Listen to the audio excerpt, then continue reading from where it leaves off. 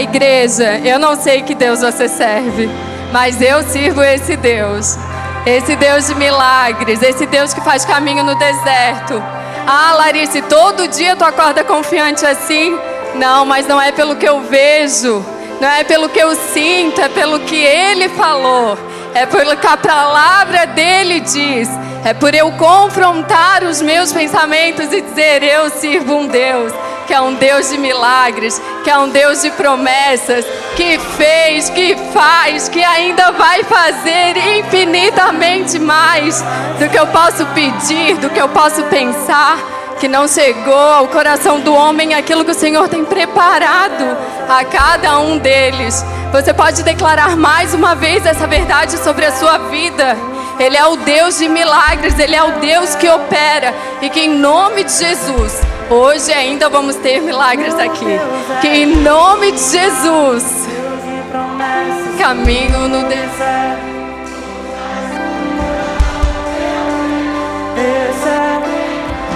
Uma vez mais forte, meu Deus é Deus de milagres.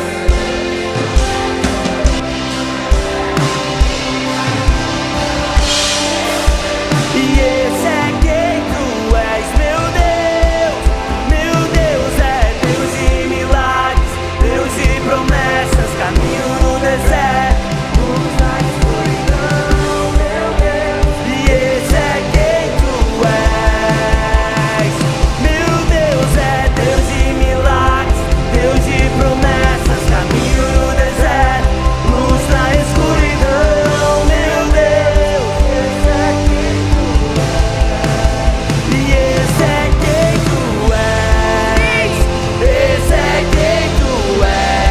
É quem Ele é, não depende de nós, não que nós merecemos, mas porque Ele é fiel, porque Ele é bom, porque Ele não muda.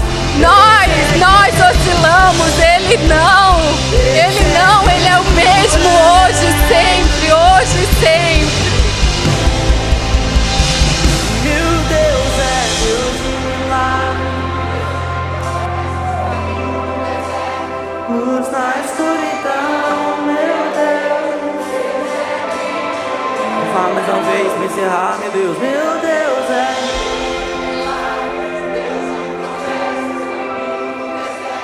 luz na escuridão, meu Deus. Glória a Deus, glória a Deus, aleluia. Vou precisar pedir uma ajuda aqui, amor. Tá bloqueando, não vai rolar. Me ajuda aqui, tira o bloqueio da tela. Gente, que alegria estar com vocês novamente. Que privilégio poder estar aqui em cima do altar trazendo a palavra hoje. Aquele nervosismo sempre tem, né? Normal. Não sei se um dia isso vai passar, ainda pergunto. Mas não passa, né? Mas amém. Quando a gente entende que não é nós e que assim Ele... O pastor mandou uma coisa domingo, eu não tive nem desculpa, né? Em que foi uma pregação, que no começo da pregação, ele não é pastor, né?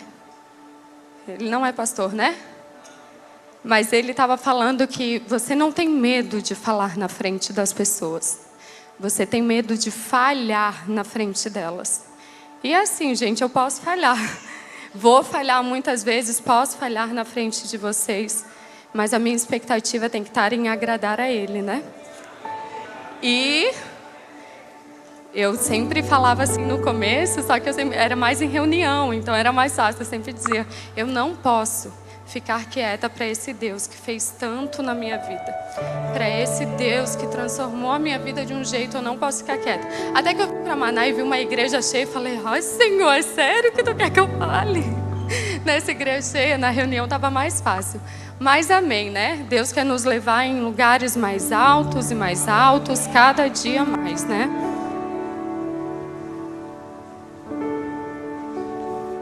Em nome de Jesus vai dar certo, né? O inimigo está tentando me atrapalhar, me deixar nervosa, mas ele não vai conseguir, amém? Amém. Deu certo? Ai de ti. Bloqueou. Vamos lá. Gente, a gente teve uma semana bem corrida, bem intensa, intensa no bom sentido, corrida no bom sentido. O Senhor tem nos preparado grandes momentos, a gente tem vivido o sobrenatural dele aqui, experimentado da presença dele, tem sido muito especial. E daí os pastores vieram conversar, Larissa, vai ter que trazer a palavra. Eu, oi? Não tive tempo, mas amém, né? E daí eu já tinha algo na minha cabeça, tá bloqueando. Roberto. Eu já tinha uma palavra na minha cabeça que Deus tinha colocado, só que eu não tinha o versículo certo. Assim, eu falava, Senhor, mas assim, que versículo que eu vou introduzir a palavra, né? Qual que vai ser o tema, o que vai acontecer? E durante toda essa semana, assim, Deus não tinha me dado, até que hoje de manhã, o Roberto, eu e ele, a gente estava conversando e eu falei, Roberto, eu tenho várias coisas para falar para a igreja que tem ardido no meu coração, só que eu não tenho um versículo ainda. Ele bem assim, olha, deixa eu te contar uma experiência que eu tive ontem. Eu estava cortando o cabelo e a Valentina veio com uma Bíblia, que ela achou aqui em casa, eu não conhecia essa Bíblia. E ela veio num versículo de Atos, onde mostrava o encontro de Saulo. Tá bloqueando, menino. Amém, igreja, vai ter que ter paciência. É bom que passa mais o tempo assim, né? Mais rápido.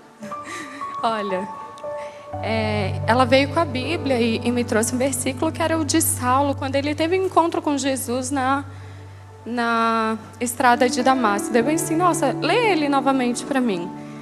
E daí eu queria ler esse versículo com vocês, que está em Atos 26. Nós vamos ler do 9 ao 14. E quando ele me falou o versículo, eu falei assim, uau, obrigado, Deus. E ele é esse Deus que usa pessoas. Esse dia eu estava até falando, nem estava aqui no esboço, mas aconteceu que lembrei agora e falei. A gente precisa de pessoas, né?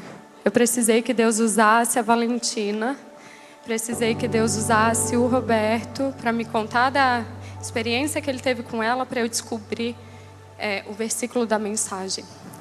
E vocês já perceberam que a maioria dos animais, né, eles nascem e eles são muito independentes. O animal já nasce, já anda, ele já sabe como comer, ele já se vira, né? Mas vocês já perceberam que o humano, quando ele nasce, ele não consegue levantar nem a cabeça? Nós não viemos do macaco. Com certeza não, gente. Com certeza não. E esse não levantar de cabeça já é Deus nos dizendo que nós precisamos um do outro.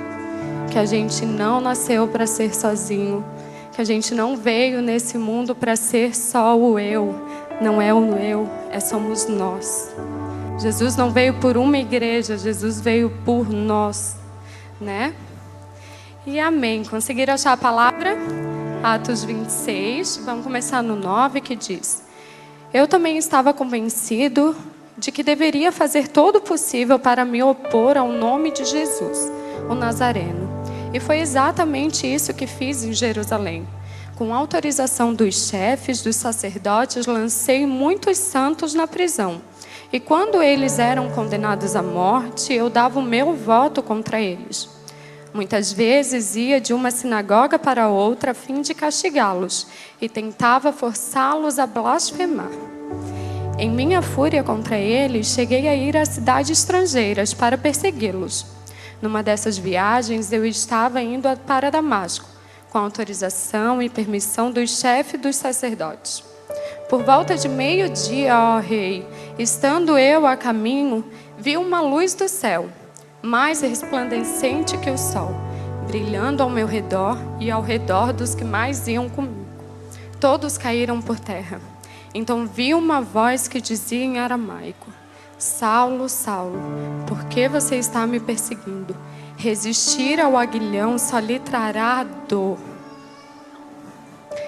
Aqui está nos falando, Saulo está nos contando sobre a experiência que ele teve com Deus. Ele aqui está fazendo a defesa dele diante de Deus, dizendo que esse mesmo Deus que as Escrituras falavam era o Deus que ele tinha tido o encontro e que agora ele estava sendo acusado. Mas ele só teve essa verdade revelada quando ele teve o verdadeiro encontro. Pode sentar, igreja, desculpa. Desculpa. Quando ele teve o conhecimento revelado de Deus, né, para essa verdade, até porque antes mesmo é que ele nos conta que ele perseguia os cristãos. Gente, e aqui está a primeira ênfase que eu queria dar. As pessoas estão vendo a gente como cristão? Aqui dizia que o Saulo, ele perseguia os cristãos. E quando a gente fala que a gente é cristão para as pessoas, isso causa um brilho nos olhos delas, elas admiram, ou causa um certo receio no coração dela? Que imagem que a gente está passando para as pessoas de fora? Que religiosidade a gente está passando para as pessoas de fora? Há tempos atrás, o pastor Jairo, ele deu uma pregação a qual ele mostrou um vídeo quando perguntavam o que era igreja para as pessoas. Eu não sei se muitos viram, mas aquilo ali doeu meu coração de verdade, porque a gente que está fora, a gente sente tanta falta, gente. E eu falo do fundo do meu coração, com toda a sinceridade que eu tenho. A gente não é o mesmo quando a gente está aqui e quando a gente está lá sem congregar. E aquilo doeu o meu coração e eu perguntei, meu Deus, o que está acontecendo? Por que as pessoas têm uma imagem tão distorcida da igreja? E eu comecei a perguntar, porque aquele ódio daquelas pessoas, eu falava que religiosidade, que santidade mentirosa é essa que as pessoas estão passando, porque eu estou na igreja porque eu sou ruim. Eu estou na igreja porque eu erro todos os dias. E não pense que quem está aqui, quem frequenta ou quem está no altar é mais santo, menos santo. Não. Bem pelo contrário. A gente está aqui buscando a Deus. Não tem como a gente seguir num caminho dele se a gente não estiver no caminho. Quando a Bíblia fala, ensina a criança no caminho que deve andar, não é o caminho que ela deve andar. É no caminho. É você e ela no caminho. E eu perguntei, Senhor, o que está acontecendo? E me causou muito temor quando eu fui na Bíblia ver com quem Jesus andava. Eu vi Jesus falar uma vez, gastar tempo uma vez com um religioso, que foi Nicodemos. No resto das escrituras eu vi Jesus gastar tempo com os leprosos. Eu vi Jesus gastar tempo com o ladrão. Eu vi Jesus gastar tempo com a prostituta. E por que essas pessoas não estão vindo aqui buscar socorro? Por que essas pessoas não estão se achando dignas de estar na igreja, de vir aqui buscar o caminho certo, buscar a transformação? O que a gente está passando para o lado de fora? Como é que a gente tem despertado as pessoas quando a gente fala que é cristão?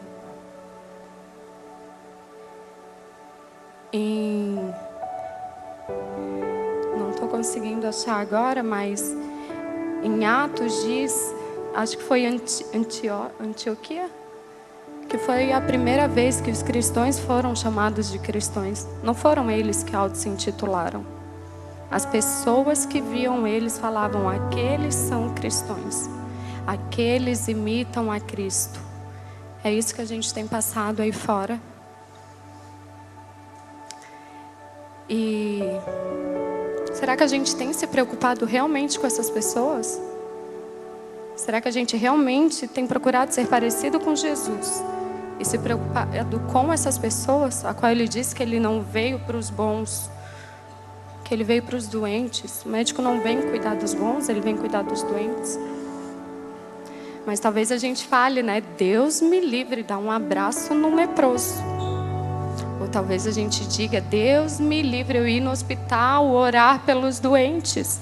Porque Deus pode curar eles, enquanto eu estou aqui na minha casa.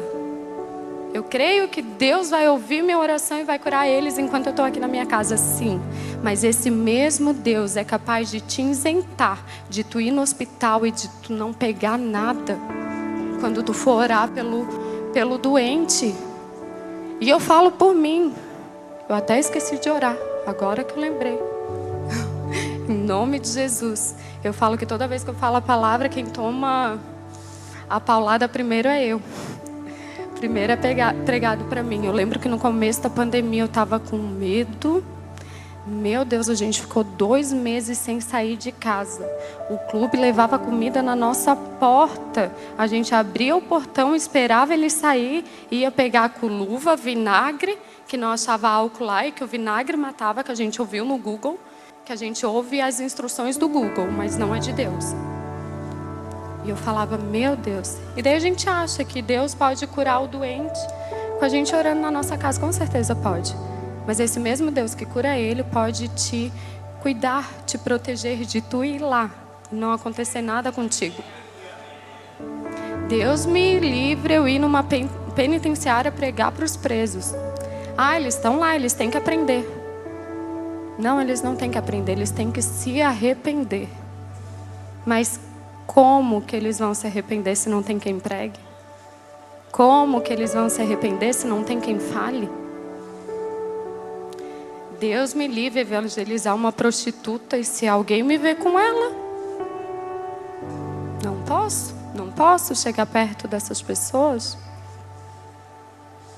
Ah, eu dou cesta básica. Ah, eu ajudo no online, eu tenho um negócio lá por mês que eu faço doações. Eu não preciso ir até o pobre, eu já estou fazendo a minha parte. E quem que vai levar o alimento espiritual? Quem que vai levar a palavra de Deus para eles? A Bíblia diz que melhor é aquele que dá do que recebe. E não está falando somente de dar coisas não, gente. Mais precioso é o nosso tempo. Nosso tempo a gente não consegue de volta. A gente não consegue adquirir, não importa o dinheiro que a gente tenha. O mais precioso de hoje é o nosso tempo. E principalmente na geração que a gente está. De coisas super aceleradas, né? E como é que essas pessoas vão se achar dignas de vir para a igreja se existe tanta religiosidade e tanta santidade mentirosa dentro da gente? A igreja, ela não é um clube de vir aqui só no domingo receber, de vir aqui só quando eu quero ou quando me dá na telha. Não, gente, não foi para isso que Deus chamou a igreja.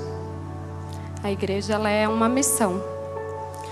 Em Mateus 11, 4 e 5, Jesus disse: e Jesus respondendo-lhes disse-lhes: ide e anunciai a João as coisas que ouvi e vedes. Os cegos veem, os coxos andam, os leprosos são limpos, os surdos ouvem, os mortos são ressuscitados, e aos pobres é anunciado o evangelho. E não é o pobre de dinheiro não, tá, gente? Não é o pobre de dinheiro. É aquele que tem tudo e que não tem nada. É o pobre daquilo que o dinheiro não pode comprar. É esse o pobre que estão falando. É o pobre de espírito. Anunciar-lhes o evangelho. Nosso trabalho é anunciar e não excluir. É acolher e não julgar. Nosso trabalho não é nos isentar, mas sim nos posicionar. Nosso trabalho é confrontar e não passar a mão na cabeça. Mas esse confronto precisa ser em amor. Precisa ser em amor. Jesus é amor. Quando a gente vai lá em Coríntios e a gente vê o amor é bondoso, o amor é paciente, não se ira facilmente. Quando eu vou lá, eu vejo uma pessoa naquele amor. Aquele amor é uma pessoa, é Jesus. E eu falo, misericórdia de mim. Ai de mim, Senhor, como eu tenho que melhorar. E sabe, Jesus disse que aquele que está nele e que não produz fruto é cortado. Vocês perceberam que eu falei que é aquele que está nele, mas não produz fruto, é cortado. E isso é comprovado cientificamente. A medicina diz que se a gente tem um membro do nosso corpo que ele não funciona, é melhor que a gente ampute. Porque ele pega toda outra energia, o nosso corpo gera toda uma energia para carregar ele. E ele não tem mais serventia de nada, então é melhor que a gente tire. Em vez de a gente andar com uma perna carregando, a medicina vai dizer que é melhor que ampute. E nós? O que nós estamos sendo no corpo de Cristo? Isso tudo me faz lembrar sobre a passagem do samaritano. Acho que muitos devem conhecer do bom samaritano. E que lá a gente vai ver que tem um homem ferido à beira da estrada e que passa o sacerdote e não dá bola para ele. O sacerdote é que ele representa o governo, a carga máxima, quem deveria cuidar das pessoas. E o sacerdote ignora ele. E daí vai vir um levita, o adorador a Deus, a igreja templo, e ela também ignora. E daí vem um samaritano. Samaritano que fazia parte do povo excluído de Deus. Do povo, não de Deus. Fazia parte do povo excluído. Que representava o pecador. Que representava Jesus que veio para tirar os nossos pecados e que os nossos pecados estavam em cima dele. E foi esse que fez. E agora deixa eu te perguntar. De quem é a culpa de tudo que está acontecendo no mundo? De quem que é a culpa? De quem que é a culpa da fome? De quem que é a culpa da violência? De quem que é a culpa de tanta gente perdida? De quem que é a culpa, gente? De quem é? Nossa? Não. A culpa é minha. A gente tem que se levantar e falar: a culpa é minha. Porque toda vez que a gente diz a culpa é nossa, a gente está deixando a responsabilidade para quem está do lado. A culpa não é nossa. A culpa é minha. Mas Larissa, eu não consigo mudar o mundo. Mas você consegue mudar a vida de uma pessoa. E ela consegue mudar outra vida. E ela consegue mudar outra vida e outra vida. Gente, basta uma gota de água para o copo transbordar. Uma gota. E quantas vezes a gente vai continuar pegando bengalas de dizer: não, isso é papel do governo e ele tem que fazer. Não, isso é papel da igreja, é ela que tem que cuidar. Não, isso é o papel do samaritano, do pecador, meu e de você, que Jesus fala: me imite. A culpa do que está acontecendo é minha. A culpa do que está acontecendo é sua. Uma igreja avivada não é a igreja que levanta a mão, não. É a igreja que se levanta da cadeira para servir. Esse é o avivamento que a gente tanto clama. Dan Duque, ele fala: todo mover divino em um país ou em todo o mundo começa com alguém transbordando do que ele colocou em seu coração. Começa com alguém transbordando. Começa com pessoas querendo ser tão cheias que transborde. Eu não quero ser cheia. Porque se eu ficar cheia, eu vou ficar para mim. Eu quero transbordar para que respingue nos outros. E aqui está outro segredo. Saulo, ele foi um estudioso muito renomado, né? Em Filipenses 3, 5 a 7, a gente consegue ver todos os atributos de Saulo. Ele diz: pois se alguém tem motivos para confiar na carne, esse alguém seria eu. Porque eu passei pela cerimônia da iniciação judaica, sendo circuncidado quando tinha 8 dias de idade, pertencente ao povo de Israel, à tribo de Benjamim, genuíno hebreu.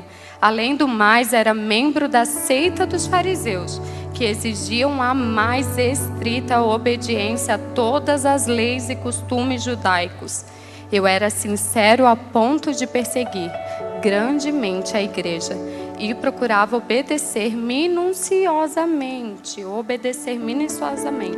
até o extremo a cada preceito e regulamento judaico. Saulo, ele era firmemente obediente às Escrituras. Porém, ele era firmemente obediente na força do braço dele. Não era algo que fluía do coração dele. Muitas das leis hoje que a gente tem no mundo não é algo que flui do nosso coração. A gente obedece porque tem que obedecer, porque senão a gente sabe a consequência. Saulo, ele conhecia o Senhor pelo intelecto, pela inteligência adquirida, e não pelo conhecimento revelado, que ocorre somente quando a gente tem a comunhão com Deus. Existe a diferença de eu ler a Bíblia e aquilo ali ficar só no meu intelecto. Existem ateus que podem dar aulas de teologia, se ele estudar. Mas só causa, as Escrituras, elas só causam transformações em nós quando a gente lê ela com o Espírito.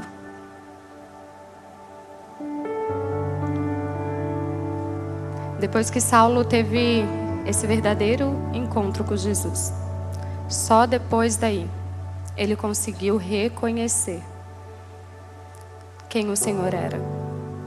Só depois que ele teve um encontro verdadeiro com Jesus, foi quando ele falou assim, ó, uau, esse é aquele que eu li durante toda a minha vida e eu não o reconheci e ainda persegui ele. Todas as qualificações de Saulo eram muito boas. Como que não é bom ser um homem estudioso? Como que não era bom? Ele tinha os mais altos níveis, era circuncidado, tudo assim. Tudo que pudesse ter de religiosidade, de religião, de Deus, ele era sempre o máximo. Porém, tudo isso não foi usado para a glória de Deus. E pode ter coisas boas que a gente tenha, que a gente se orgulhe, como Saulo antes se orgulhava, mas que se não for para a glória de Deus, isso não é bom. E sabe, gente, vai ter vezes que a gente vai ter que considerar coisas que a gente se orgulha como perda perto de Cristo. Eu lembro que na nossa conversão, com toda a humildade do mundo, Deus me usou. Na verdade, não na nossa conversão. Na verdade, antes dela, eu queria muito sempre fazer as coisas com as minhas mãos. Eu queria muito sempre mudar a minha família com as minhas mãos. E às vezes eu falava assim, eu permaneci, eu fiquei. Mas no encontro de casais eu estava falando, a gente não pode roubar a glória de Deus. Está ali nos 10 mandamentos, não roube. E não é roubar o próximo, também. Mas é não roubar a glória de Deus. Eu preciso considerar isso perda, porque tudo que eu fiz de nada serviu. Se não fosse o Senhor na minha vida, se não fosse o Senhor fazendo a obra dele, nada servia. Todo estudo de Paulo, nada serviu. Nada serviu quando ele se encontrou com a presença do Senhor. E muitas vezes a gente vai ter que largar de mão os nossos diplomas. A gente vai ter que considerar a perda. A nossa posição, a nossa influência. Deus não tem filho preferido. A gente vai precisar largar para que Ele cresça. A gente vai ter que muitas vezes largar a prosperidade mundana. E eu creio num Deus de prosperidade, mas eu estou falando na prosperidade mundana. Porque a prosperidade de verdade é de nada ter falta e ainda ter para abençoar o outro. Viu o que é prosperidade de verdade? Não é um não ter falta. É ter para abençoar o outro. Nunca é sobre nós. Nunca é sobre eu. É sobre nós. Paulo terminou o versículo falando: entretanto, todas essas coisas que antigamente julgava muito valiosa, agora lancei-as fora, a fim de poder colocar minha confiança e esperança somente em Cristo. somente em Cristo. Entenda, a palavra quando lida com a nossa carnalidade, a gente vai buscar somente o que nos convém. Só o que nos convém, só o que pode, como é que vão falar, dar base no que a gente quer sobre aquilo ali. Ela só vai nos acrescentar uma inteligência carnal. Mas quando ela lida com o Espírito, quando a gente busca encontrar o autor que está atrás daquele livro, e não somente atrás, que está dentro de nós, que está do nosso lado, é aí que a gente vai ser transformado.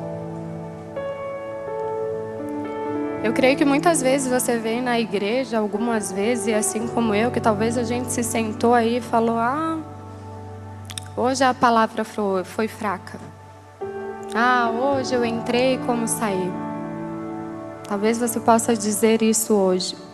Mas eu quero te perguntar, o que você comeu há exatamente 1 ano atrás?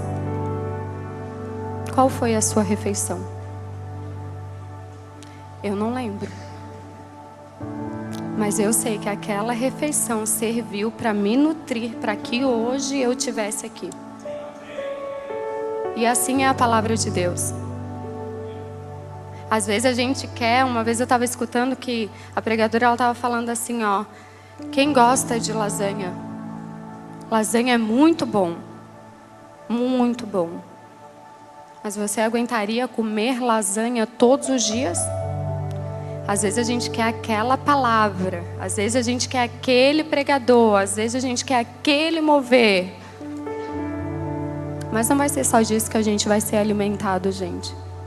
O bom é o arroz e o feijão.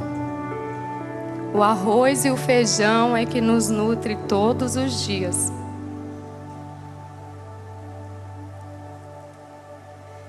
E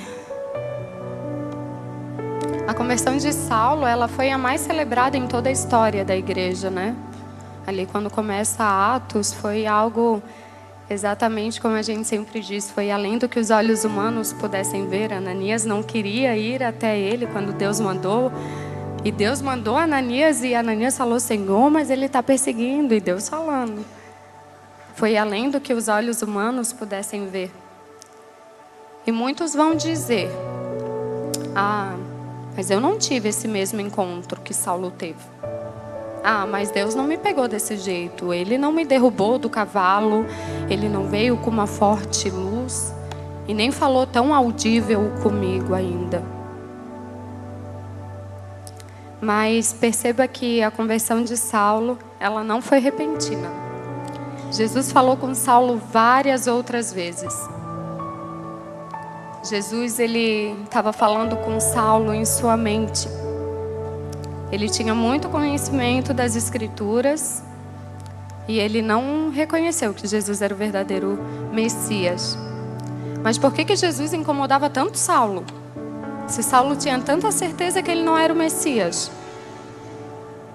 Deus já estava incomodando a mente dele.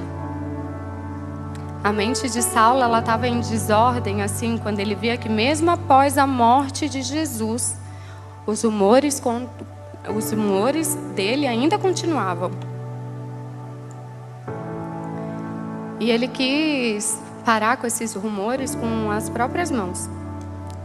Ele conhecia o Deus da Escritura, que estava acima de tudo e todos, que teve as maiores manifestações no Antigo Testamento, quando Deus se fazia presente na terra, quando a glória dele vinha e inundava tudo. Eram essas Escrituras que ele lia.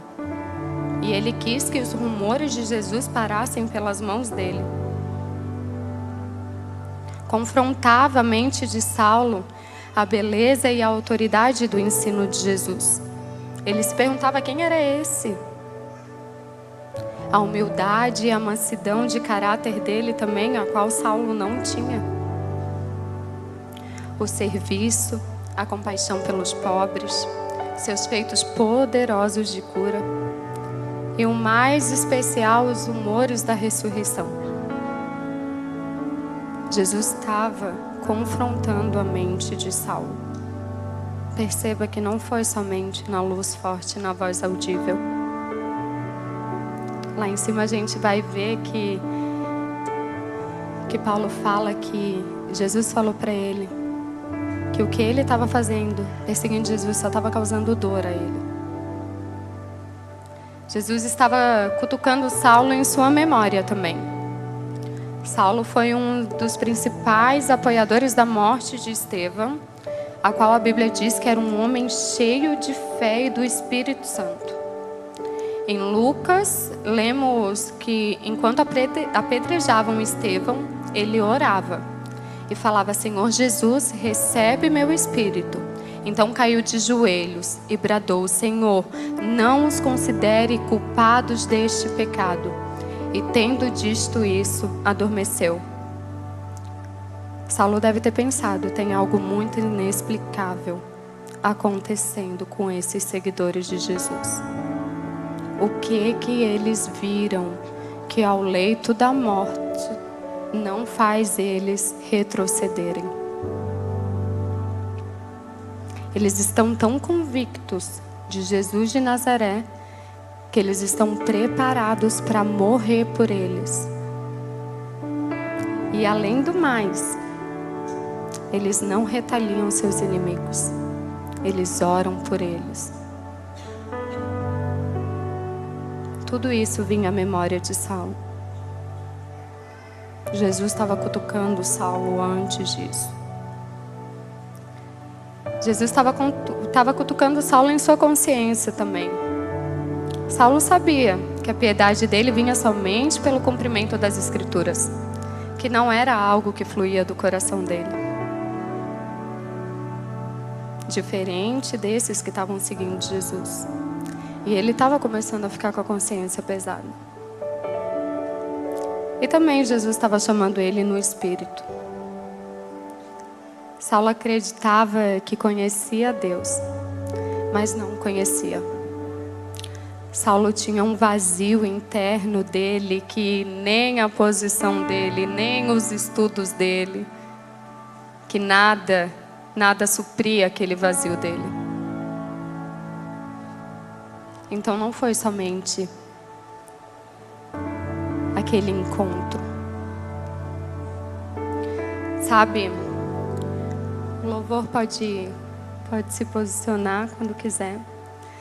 Sabe, quando Saulo ouviu a voz que dizia assim: Saulo, Saulo, por que está me perseguindo? Resistir ao aguilhão só lhe trará dor. Em outras versões também diz assim, não adianta você se revoltar contra mim. Em outra diz: você está apenas fazendo mal a você mesmo. Em outra diz: não adianta você lutar contra a minha vontade. Sabe quantos hoje aqui estão sendo como Saulo, em que Jesus já falou de diversas formas e a gente continua assim: Senhor, se tu quer, tu fala mais nítido comigo. Senhor, se tu quiser, tu me derruba do cavalo. Tu me cega, tu fala em voz audível. Aquele que não é a favor é contra a gente. Aquele que não ajuda é peso. Aquele que não se posiciona não faz a diferença.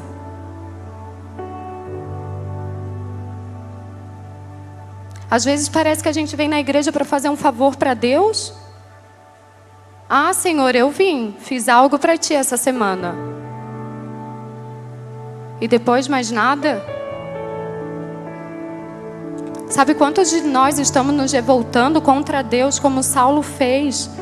Talvez não com palavras, mas quem sabe com a omissão, com o mau testemunho, com a má conduta. A boa conduta não é só vir na igreja, não. No encontro de casais eu estava falando na sexta-feira, olha, a gente estava falando sobre o toque físico. Olha, o toque físico não é entrar de mão dada com a esposa somente quando vem para a igreja. O toque físico não é sentar do lado e fazer assim na esposa somente quando está na igreja. Que testemunho você tem dado fora da igreja? Que testemunho seus filhos estão vendo dentro de casa? que é aquele no caminho que você está andando com seu filho. Qual é esse caminho que você está andando com ele? Quantos de nós estamos optando por fazer mal a nós mesmos, resistindo a Jesus, permanecendo no muro, deixando de experimentar a boa e perfeita, agradável vontade dele? Quantos de nós? Tem mais, gente. Tem mais. Deus tem mais pra gente. Deus tem muito mais. Isso não quer dizer que a boa, perfeita e agradável dele vai ser sempre boa toda a vida, que a gente não vai passar por aflição, não. Não é isso. Mas quer dizer que a boa, perfeita e agradável dele é que a gente vai ter a presença dele todos os dias.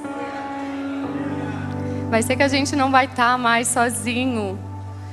Vai ser que a gente vai reconhecer esse Deus que a gente lê na Escritura, esse Deus que a gente cantou, que é o Deus de milagres. Vai ser esse Deus que nos dá esperança todos os dias que a gente levanta, que renova as misericórdias dele sobre nós, que nos deu a saúde hoje para que a gente levantasse da cama. Gente, você não está aqui por acaso, não. E nem mesmo hoje.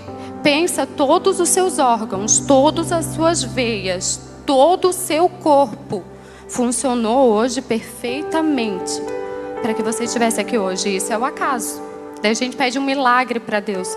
Quando Deus nos dá um milagre todos os dias, e a gente está como Saulo e não vê. Sabe, irmãos, um dia todos nós iremos cair, como Saulo. A Bíblia diz que um dia todo joelho se dobrará e toda língua confessará que Jesus é o Senhor. Quando? Quando que o seu joelho vai dobrar?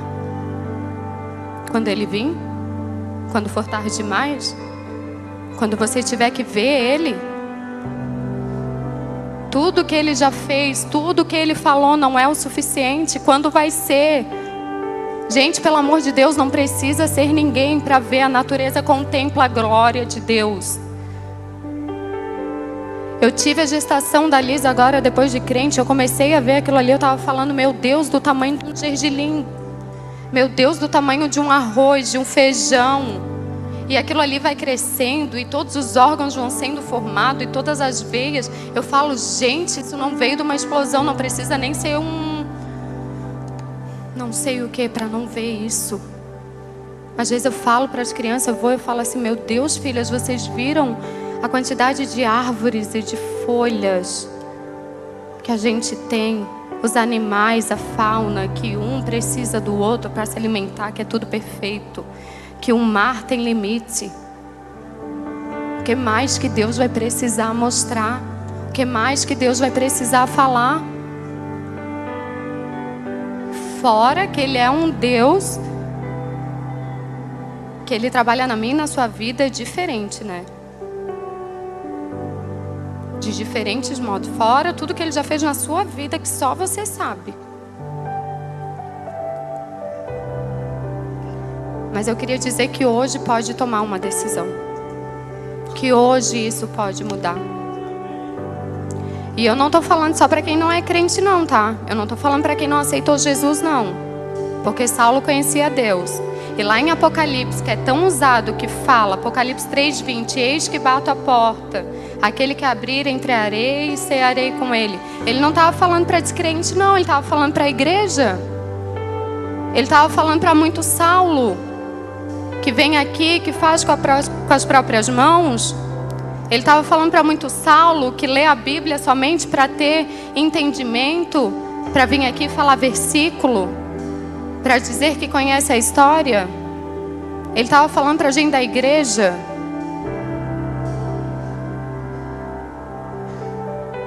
Sabe, ontem o Mateus falou aqui, muitos estão fazendo milagres, sendo usados, mas não estão tendo um caráter transformado. E quando eu falo para vocês que quando eu faço a palavra eu apanho primeiro, A gente vê tantos escândalos na igreja, tantas coisas. Não se impressione não, irmãos. Eles erram igual a gente, só porque eles são expostos e a gente não. E muitos não estão tendo o caráter transformado.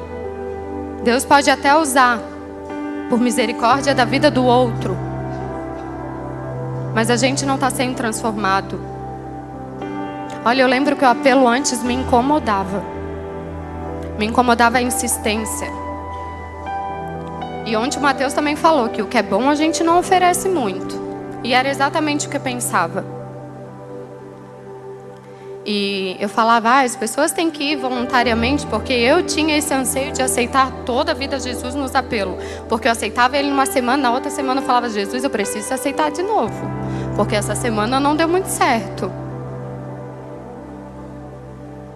Mas aquilo ali me incomodava, o apelo. Mas até que um dia eu entendi o espírito maligno que segura as pessoas no banco. Um espírito de timidez. A Bíblia diz que os tímidos não herdarão o reino do céu. E não é o tímido de falar não, é o tímido que não confessa Jesus como Senhor e Salvador. É esse os tímidos que não herdarão. Jesus fala, aquele que me confessar diante dos homens, eu o confessarei diante do meu Pai. Sabe, gente, nós somos corpo e espírito. Existem gestos com o nosso corpo que fazem muita diferença no mundo espiritual. As palavras que a gente profere, as nossas mãos quando a gente levanta em sinal de rendição, o orar impondo as mãos.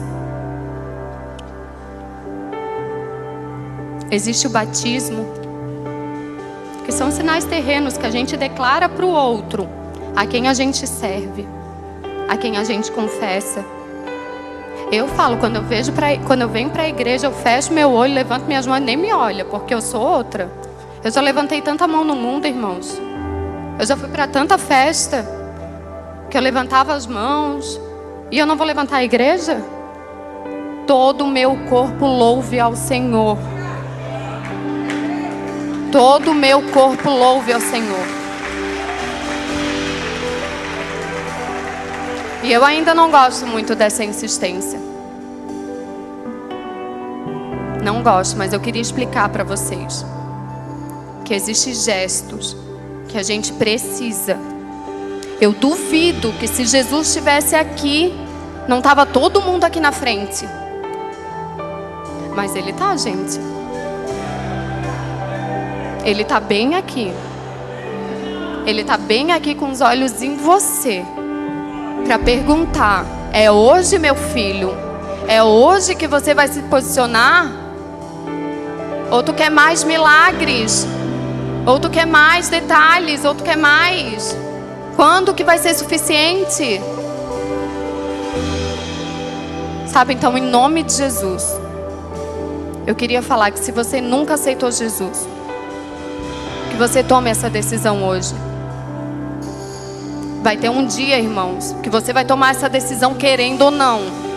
Vai ser no amor ou vai ser na dor? Se você nunca aceitou Jesus, toma essa decisão hoje. Seja homem, seja mulher mesmo. Não tenha vergonha. Que todo espírito que te prende nessa cadeira, que em nome de Jesus saia agora. E que você se posicione no mundo espiritual. A Bíblia diz que quando a gente se posiciona, que quando um pecador se arrepende, há festa no céu. Você tem noção do que o seu gesto causa no mundo espiritual? Mas eu também queria chamar os Saulos, que talvez já tenham algum tempo de igreja, pouco, razoável, muito, não importa. Mas que até aqui teve um relacionamento somente de intelecto. Que talvez até aqui ainda não abriu as portas do coração para Jesus. Que não disse realmente, Senhor, entra, eu preciso mudar. Que realmente disse, Senhor, Eu preciso que tu entre aqui, porque eu estou fazendo a força do meu braço. Eu queria também chamar quem precisa de um renovo na comunhão com o Senhor. Quem hoje vai se posicionar e dizer: Senhor, a partir de hoje eu vou fazer diferente.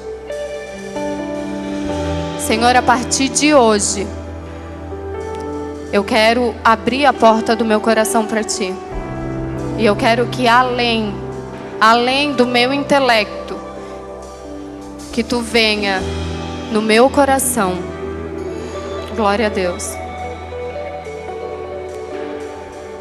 Eu quero que Tu rasgue, Senhor, todo véu, todo orgulho, tudo que eu considero bom, Senhor. Eu quero que Tu tire em nome de Jesus, para que Tu tome o lugar no meu coração, para que Tu seja o centro da minha vida.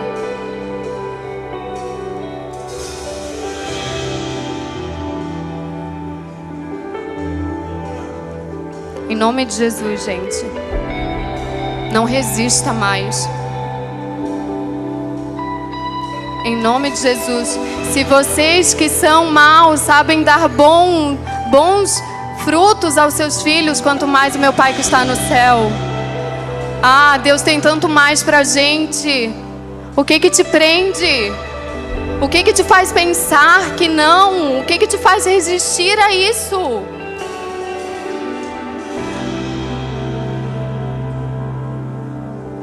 Ah, se ainda tiver mais gente, ainda é tempo. Ainda é tempo. O Gabriel vai tocar uma música. Deixa Deus mais uma vez falar ao seu coração.